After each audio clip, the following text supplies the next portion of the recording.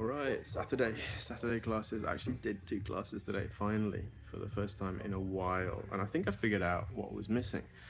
So the missing condition was actually hydration.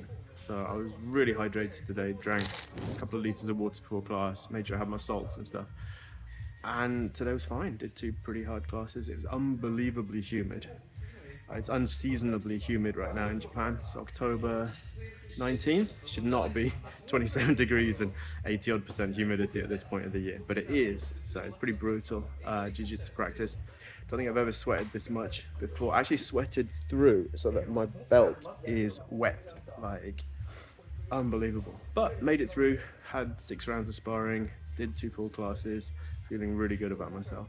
And today's topic, I wanted to talk about defensive jiu-jitsu, and specifically defensive BJJ as espoused by Priit Mihkelson, who is a black belt from Estonia, and he basically specializes in this defensive jiu-jitsu.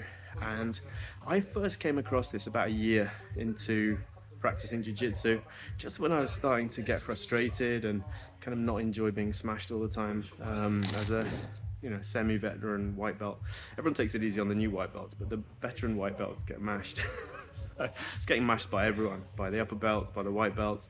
It's very discouraging. And then I found Priit Mihkelson, and basically his thing is there are some kind of strong defensive positions in jiu-jitsu, and if you understand them, you can make yourself much safer when you're in a bad position, when you're on bottom, when people are passing your guard and smashing you and stuff.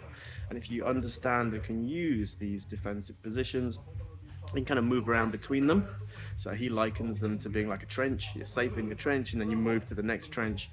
And just discovering that, practicing that, starting to use that in my game completely transformed jiu-jitsu for me. So jiu-jitsu became fun, it became interesting, because even when I was losing, even when I was getting my guard passed, people were on top of me in mounts, in side control and whatever, I could be safe. I couldn't get out yet, but it was very difficult to submit me. I wasn't panicking, I wasn't kind of out of control, I wasn't stuck. I was safe and thinking about things, and even losing became interesting, because then it was about, how do I get stronger? How do I defend that next time? How do I get out of here next time? And so for me, this was completely transformational. And there's a few critics of the system. There's people saying it's too defensive, it's kind of stalling. But I think for white belts especially, it's a fantastic thing to learn, because it can just make jiu-jitsu more interesting and more enjoyable for you. So I really recommend checking out defensive BJJ.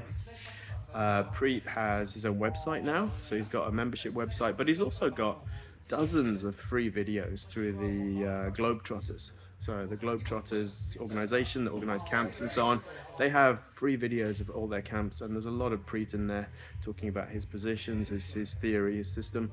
And so I really recommend checking those out. If you like him, maybe join his membership site, maybe buy one of his videos from BJJ Fanatics and so on. But you don't need to, you can just do the free stuff, and I'm sure you'll find it useful. Let me know in the comments, have you come across defensive BJJ before? Have you used it? Was it useful for you? All right. Okay, so we'll see you in the next one. Thanks.